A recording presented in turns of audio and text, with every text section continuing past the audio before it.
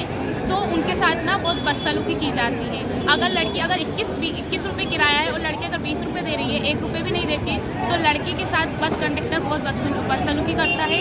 ऊपर से बस किराया बढ़ने के बाद लड़कियां आना जाना नहीं कर पा रही हैं। लड़कियों के साथ ना कुछ लड़के छेड़छाड़ करते हैं, वो ना कॉलेज में बोल पाते हैं और ना ही अपने घर में बोल पाती हैं, क्योंकि बस किराया बढ़ने के बाद अगर कोई उनके साथ छेड़छाड़ करता है, लड़के घर में बताती हैं तो उनकी पढ़ाई बंद करवा दी जाती है कि तुम पढ़ो ही मत। लेकिन वो किसी की छेड़छाड़ बननी होगी और ना ही स्कूल कॉलेजों में बस चालू होगी और ना ही बस का किराया कम होगा। बस किराया अभी चीनी के भाव बढ़ चुके हैं, आप सबको पता है।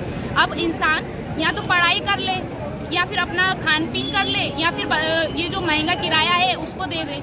आप खुद बताइए, अब हम सब इसीलिए बैठे हैं यहाँ पे कि हमें जो स्टूडेंट है या तो बस किराया कम कराया जाए, बस किराया ही कम कराया जाए। किसी में भी इतनी क्षमता नहीं है जो इतना ज़्यादा किराया दे सकता है किसी को भी।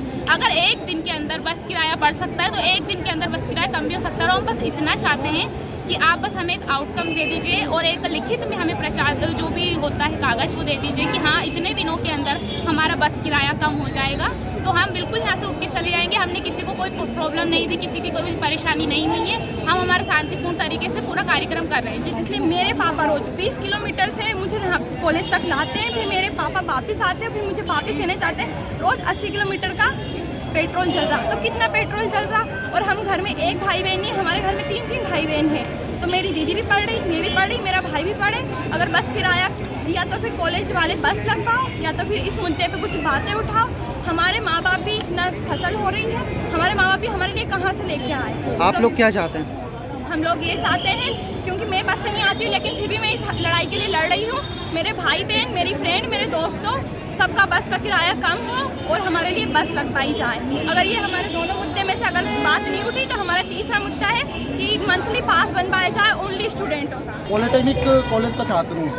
जैसे कि मैं बुधनी से आता हूँ, पहले मेरा पर डे किराया लगता था 80 रुपये, अब जो कि बढ़ के 200 रुपये हो गया। मेरा इतना पर डे, मेरी कोई इनकम नहीं है और पर डे मुझे इतना देना पुराता नहीं, तो मैं कॉलेज आ ही नहीं पाता हूँ। मेरा पूरा सिलेबस पीछे छूट गया।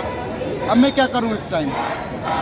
मेरे लिए कोई इनकम भी नहीं है। मैं अपने लिए इनकम सोर्स देखूँ या पढ़ाई करूँ, इसके लिए हम सभी छात्रों ने एक होकर आवाज़ उठाई है।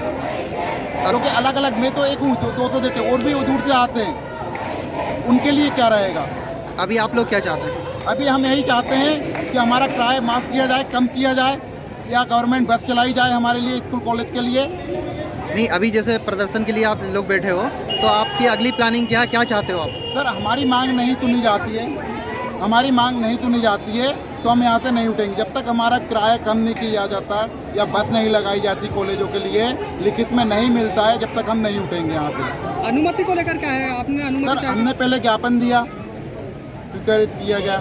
हमने बाद में एक नोटिस भी दिया कि हम ये करने वाले हैं, हमारा प्रोटेस्ट रहेगा। उसके लिए हमको मना कर दिया गया कि नहीं होगा। लेकिन छात्र किसी की सुनने वाले नहीं आए। एक छात्र है, हज़ारों छात्र भी हैं, लेकिन यहाँ जो आ सकते वो सभी आए हुए हैं। मुझे अभी जानकारी मिली कि बच्चे बस स्टैंड पर हैं, तो उनसे मिलने आया था। मुख्यतः मैंने यहाँ तक समझा है कि उनकी मांग थी कि जो बढ़ा हुआ किराया है बसों का वो कम किया जाए, या पास बढ़ा हुआ किराया है, तो बढ़ा हुआ किराया वो वापस लिया जाए या उनको पास दिया जाए। ये उनकी मांग है। हमारी उनसे सभी छात्र छात्राओं से चर्चा हुई है और उनसे ये बात हुई है कि हम RTO से बात करके ये काम कराएंगे। दूसरा ये है कि 1 जनवरी के बाद छात्रों के साथ SDM कार्यालय में बैठक होगी, शेष जो उनकी मांगें हैं उनको निराकरण करेंगे।